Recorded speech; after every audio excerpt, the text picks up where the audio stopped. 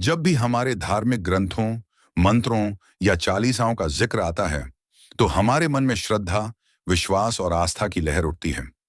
इनमें हनुमान चालीसा एक ऐसा अमूल्य रत्न है जो केवल आध्यात्मिक शक्ति ही नहीं, बल्कि मानसिक और शारीरिक शांति प्रदान करने के लिए भी जाना जाता है। परंतु जब हम इसे आधुनिक जीवन के गूढ़ और जटिल पहलुओं के साथ जोड़ते हैं, तो सवाल उठता है कि क्या इनका उपयोग हर परिस्थिति में करना उचित है? खासकर तब जब यह सवाल हमारे व्यक्तिगत और संवेदनशील संबंधों, यानी शारीरिक संबंधों से जुड़ा हो। क्या ऐसा हो सकता है कि एक पवित्र मंत्र जो भगवान हनुमान की महिमा का वर्णन करता है, उसका उपयोग उन परिस्थितियों में किया जाए जहां आत्मा और शरीर का मिलन हो रहा हो? तो क्या यह भगवान का अपमान है या यह केवल अज्ञानता है? यह विषय न केवल धार्मिक है, बल्कि व्यक्तिगत नैतिकता और सामाजिक दृष्टिकोण से भी गहराई से जुड़ा है। हनुमान चालीसा केवल एक पाठ नहीं है, बल्कि यह शक्ति, भक्ति और शुद्धता का प्रतीक है। तुलसीदास द्वारा रचित यह चालीसा भगवान हनुमान की निस्वार्थ सेवा, उनकी शक्ति और उनके द्वारा राक्षसों पर विजय प्राप्त करने के गुणों का वर्णन करती है।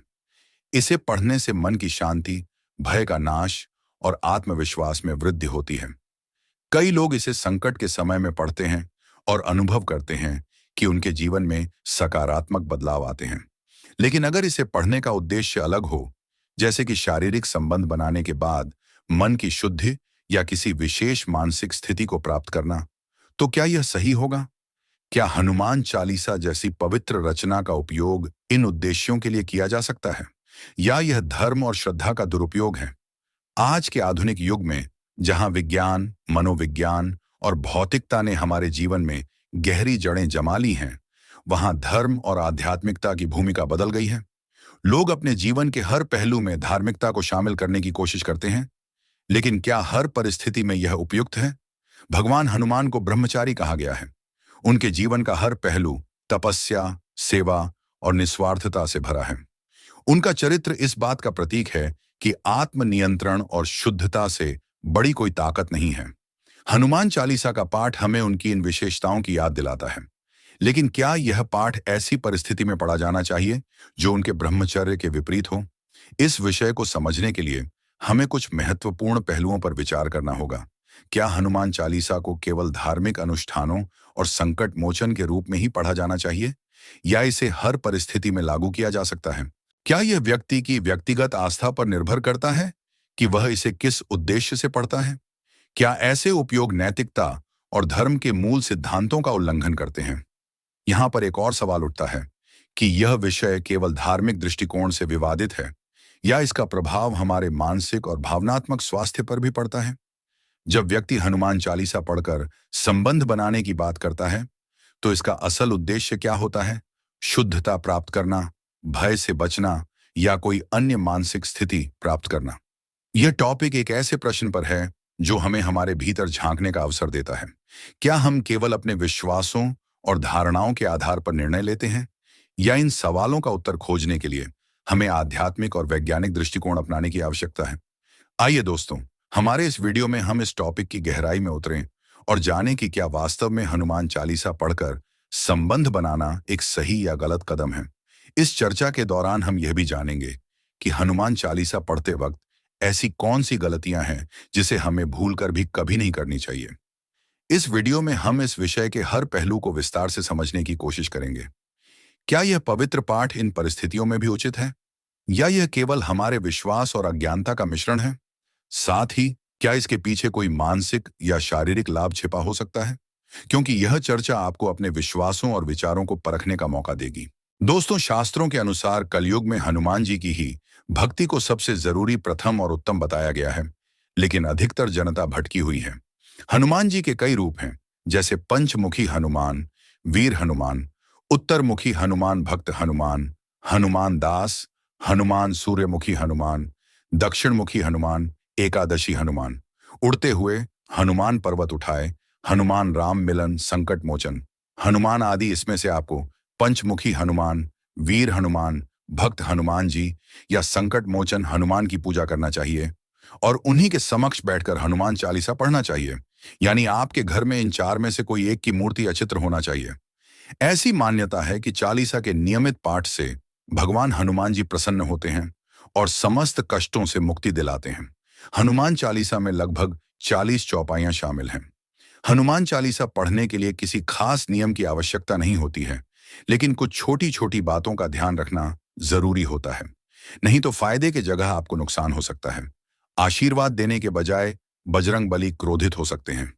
अगर कि आपने यह गलती, तो ऐसा माना जाता है कि उनकी पूजा से लोगों की समस्त मनोकामनाएं की पूर्ति होती है और शुभ फलों की प्राप्ति होती है।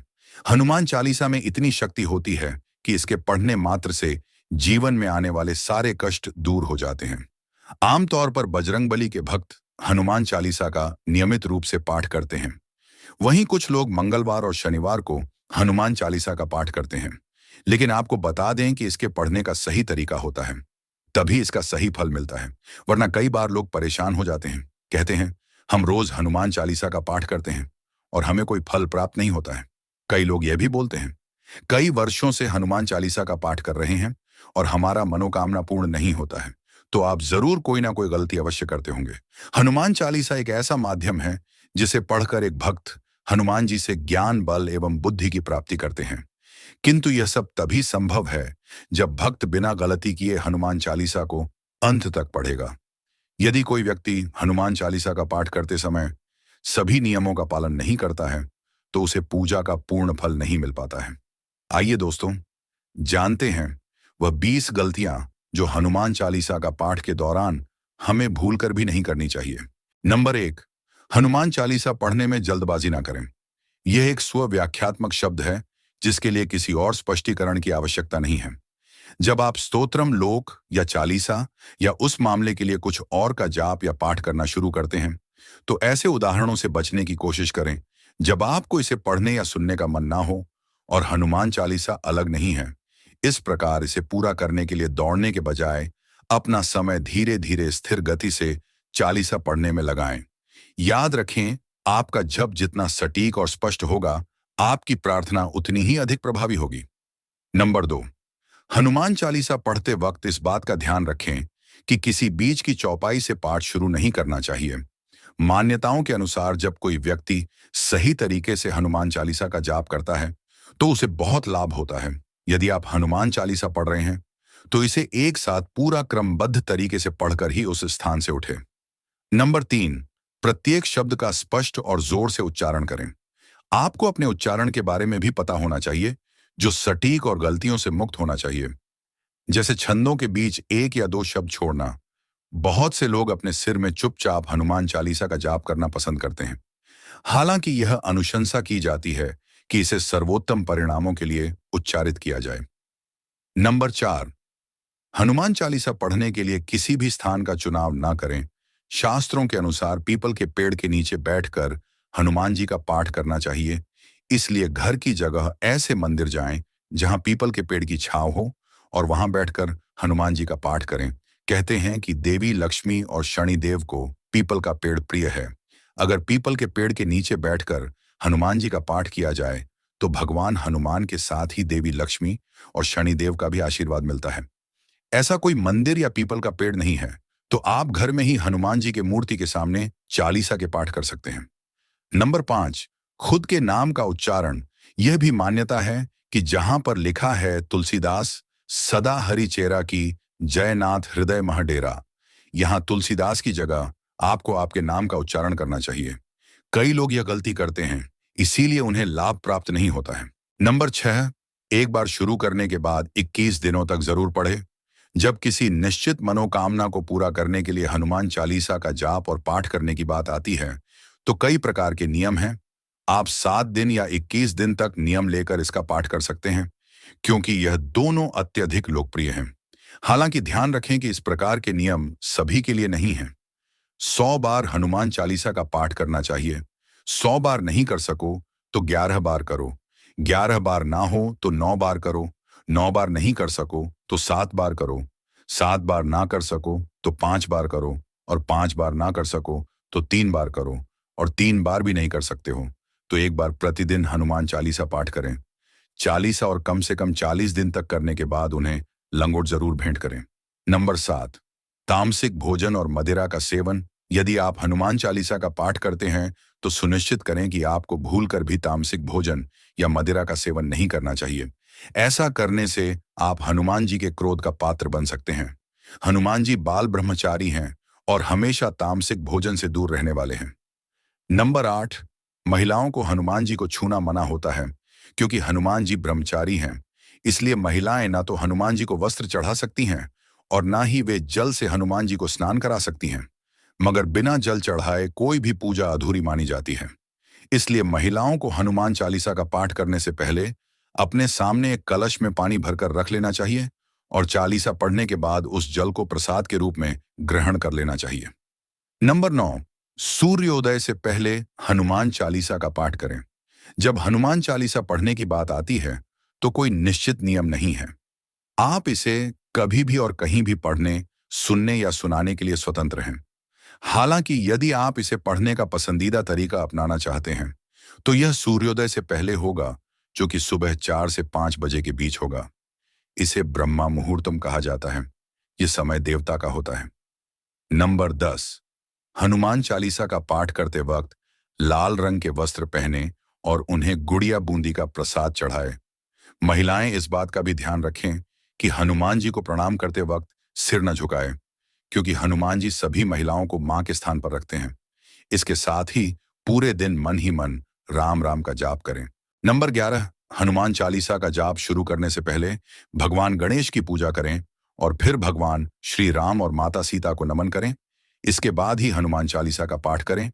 ऐसी मान्यता है कि इससे आपका मनचाहा काम पूर्ण होगा। नंबर 12, हनुमान चालीसा का पाठ करते समय सकारात्मक और सम्मानजनक मानसिकता बनाए रखना भी महत्वपूर्ण है। पाठ के दौरान मन में नकारात्मकता लाने से आपको इसके शुभ प्रभाव प्राप्त नहीं होंगे। हनुमान के भक्त के रूप में अपने भीतर करुणा और दया के मूल्यों को बनाए रखना आवश्यक है।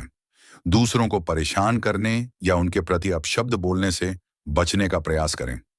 हनुमान चालीसा का पाठ करते समय प्रेम, विनम्रता और सहानुभूति की मानसिकता बनाए रखें। 13, सूतक काल। परिवार में जब किसी इंसान की मौत हो जाती है तो वहां सूतक काल मान्य रहता है। जब तक यह सूतक काल रहता है तब तक हमें हनुमान सहित किसी अन्य देवी देवता की पूजा नहीं करनी चाहिए। इस दौरान मंदिर में भी प्रवेश न करें। नंबर 14, हनुमान चालीसा का पाठ या जाप से पहले हमेशा धुले एवं साफ कपड़े पहने।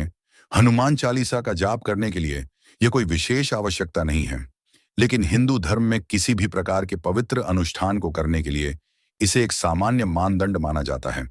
इसलिए हनुमान चालीसा का जाप करने से पहले हमेशा साफ कपड़े पहन लेना चाहिए। हालांकि आप इसे किसी भी समय सुन सकते हैं, लेकिन नियम केवल तभी लागू होता है जब आप इसे सक्रिय रूप से स्वयं पढ़ रहे हों। नंबर 15, किसी से व्यर्थ का झगड़ा करना। यदि आप हनुमान चालीसा का पाठ करते हैं तो ध्यान रखें कि आपको भूलकर भी किसी निर्बल को सताना नहीं चाहिए और किसी से व्यर्थ में झगड़ा नहीं करना चाहिए। यदि आप भी हनुमान चालीसा का पाठ करते हैं तो ध्यान रखें कि आपको किसी का भी अपमान नहीं करना चाहिए और किसी के लिए भी अपशब्दों का प्रयोग नहीं करना चाहिए। नंबर 16, हनुमान चालीसा क्या है और इतिहास क्या है। हनुमान चालीसा भगवान हनुमान की स्तुति में रचित एक भक्ति स्तोत्र है। चालीसा वास्तव में रामचरितमानस नामक एक संपूर्ण महाकाव्य का एक छोटा सा हिस्सा है, जिसे 16वीं शताब्दी में एक भारतीय संत और कवि गोस्वामी तुलसीदास ने लिखा था। उनके अद्भुत कार्यों के कारण उन्हें रामायण के मूल लेखक संत वाल्मीकि का अवतार भी माना जाता है। ये वास्तव में स्वामी तुलसीदास हैं, जिन्होंने इस चालीसा के अपने लेखन से भगवान हनुमान को जनता के बीच लोकप्रिय बनाया। हनुमान चालीसा का पाठ करना बहुत आसान है, क्योंकि इसमें कोई भी मजबूत शब्द नहीं होते हैं, जैसे वैदिक भजन और मंत्र आमतौर पर होते हैं, जिनका उच्चारण एक सामान्य व्यक्ति द्वारा करना बेहद कठिन होता है। ये 40 चौपाइयों या छंदों का संग्रह है, जो आसानी से समझ में आने वाली भाषा में लिखे गए हैं। नंबर 17, पराई स्त्री से दूर रहे। यदि कोई व्यक्ति हनुमान चालीसा का पाठ करता है और उसकी शादी हो रखी है या फिर शादी नहीं हो रखी है, तो उस व्यक्ति को पराई स्त्री से दूर रहना चाहिए। इस बात का अर्थ यह है कि अगर किसी व्यक्ति की शादी हो रखी है तो उसको अपनी स्त्री के अलावा किसी और के साथ संबंध नहीं रखनी चाहिए। और हर मंगलवार को खासकर हर कोई व्यक्ति व्रत रखता है और हनुमान चालीसा पढ़ता है। इस दिन शादीशुदा को भी हनुमान चालीसा पढ़कर शारीरिक संबंध नहीं बनाना चाहिए और अगर किसी की शादी नहीं हुई है तो ऐसे व्यक्ति को तो स्त्री से दूर रहना चाहिए, क्योंकि शादी से पहले सभी स्त्रियां पराई स्त्री होती हैं। यदि कोई व्यक्ति हनुमान चालीसा का पाठ करता है तो उसको इस बात का ध्यान जरूर रखना चाहिए। नंबर 18, बेईमानी से रहे दूर। हनुमान जी के भक्त को कभी भी किसी दूसरे व्यक्ति का हक मारकर नहीं खाना चाहिए। इसका अर्थ है कि यदि कोई व्यक्ति अपने जीवन में हनुमान चालीसा का पाठ करता है तो उसको ईमानदारी से जीवन यापन करना चाहिए। नंबर 19, हनुमान चालीसा पढ़ने वाली महिलाओं के लिए नियम। मासिक धर्म के दौरान हनुमान चालीसा का पाठ ना करें। हनुमान चालीसा पढ़ने के बाद भगवान हनुमान को प्रणाम ना करें, क्योंकि भगवान हनुमान हर महिला को अपनी मां के रूप में देखते हैं। हनुमान जी की मूर्ति पर कपड़े ना बदले, क्योंकि वह ब्रह्मचारी है। नंबर 20, हनुमान चालीसा का पाठ करने से पहले कई लोग उनके प्रभु श्री राम जी का आह्वान करके पाठ नहीं करते हैं। कई लोग हनुमान चालीसा का पाठ तो करते हैं लेकिन उसके दोहे नहीं पढ़ते हैं, जो हनुमान चालीसा का ही अंग है। हनुमान चालीसा का पाठ करने से पहले उनके चित्र या मूर्ति को पवित्र जल से पवित्र करके उन्हें तुलसी की माला या जनेऊ पहनाकर भक्ति भाव से उनकी पसंद का भोग अर्पण करके हनुमान चालीसा पढ़ना चाहिए। हनुमान चालीसा के पाठ के दौरान ब्रह्मचर्य, शुद्धता, पवित्रता, साफ सफाई का ध्यान कई लोग नहीं रखते हैं। उनका भी पालन अवश्य करना चाहिए। दोस्तों, हमारे आज के वीडियो में बस इतना ही आशा करते हैं हमारे द्वारा दी गई जानकारी आपको अच्छी लगी हो। अगर आपको हमारी ये वीडियो अच्छी लगी हो तो हमारे इस YouTube चैनल को सब्सक्राइब करें और वीडियो को एक लाइक अवश्य करें। हम मिलते हैं आपसे फिर किसी नई धार्मिक वीडियो में। तब तक के लिए जय श्री राम, जय हनुमान।